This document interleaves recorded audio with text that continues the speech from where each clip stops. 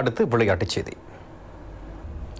ஸ்பெயினின் பார்சிலோனா கழக பயிற்சி முகாமில் பயிற்சி பெறுவதற்காக இலங்கையைச் சேர்ந்த 6 மாணவர்கள் தெரிவு செய்யப்பட்டுள்ளதுடன் அதில் கொழும்பு ஹமீட் அல் ஹுசைனி கல்லூரி மாணவன் MIM ஜெயிட் முதலாவது நபராக தெரிவு செய்யப்பட்டுள்ளார்.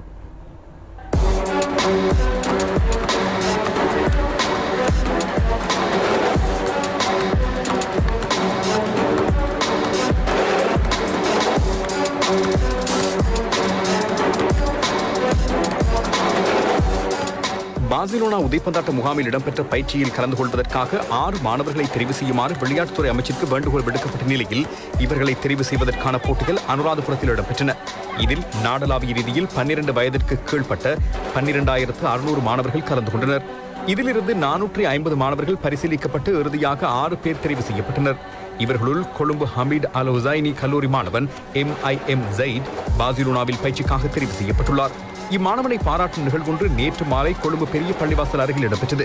பிரதேசவாசிகளின் ஏற்பாட்டில் இடம்பெற்ற இந்நிகழ்வில் கொழும்பு மாநகர சபை எதிர்க்கட்சித் தலைவர் MHM மன்சில், மாநகர சபை உறுப்பினர் அர்ஷாத் நிஜாமுதீன் ஆகியோர் கலந்து கொண்டனர். மிகவும் வறிய குடும்பத்தை சேர்ந்த இம்மாணவனின் தந்தை ஒரு மாற்றுத்திறனாளி ஆவார். இருந்தாலும் பல கஷ்டங்களுக்கு மத்தியில் தனது புதல்வனை ஒரு விளையாட்டு வீரனாக ஆக்க வேண்டும் என்ற கனவில் ஓரளவு வெற்றி பெற்றுள்ளதாக அவர் குறிப்பிட்டார். இது எனக்கு கிடைச்ச வெற்றி, என் மகனுக்கு கிடைச்ச வெற்றி என்றதை விட நான் சொல்ல விரும்புகிறேன், எங்களுடைய ஏரியா மக்கள் அவருக்கு கொடுத்த வெற்றி என்று தான் நான் சொல்லணும். இலங்கை அணியின் பிரபல கழகமான சவுண்டர்ஸ் கழகத்தின் தலைமை பயிற்சியாளர் சுமித் வால்போல இம்மாணவனை தெரிவு செய்யும் குழுவின் தலைவராக செயற்பட்டுள்ளார். உதைப்பந்தாட்ட துறையில் பிரகாசித்து வரும் ஜெயிட்டின் வீட்டின் சுவர் அவர் பெற்ற சான்றிதழ்கள் மற்றும் விருதுகளால் அலங்கரிக்கப்பட்டுள்ளதையும் அவதானிக்க முடிந்தது. எதிர்வரும் 29ஆம் தேதி பார்சிலோனாவிற்கு செல்லும் சிறுவன் தனது எதிர்கால கனவு பற்றி இவ்வாறு தெரிவித்தார். நான் ஆரம்பத்தில் சவுண்டர்ஸில் ஆடினேன்.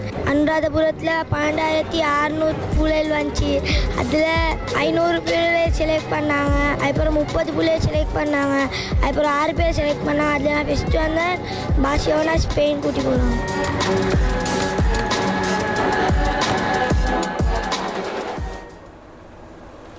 இத்துடன் வசந்தம் டிவியின் இன்றைய செய்திகள் நிறைவு பெறுகின்றன. எமது அடுத்த பிரதான செய்தியினை நாளை மதியம் 1 மணிக்கு எதிர்பாருங்கள்.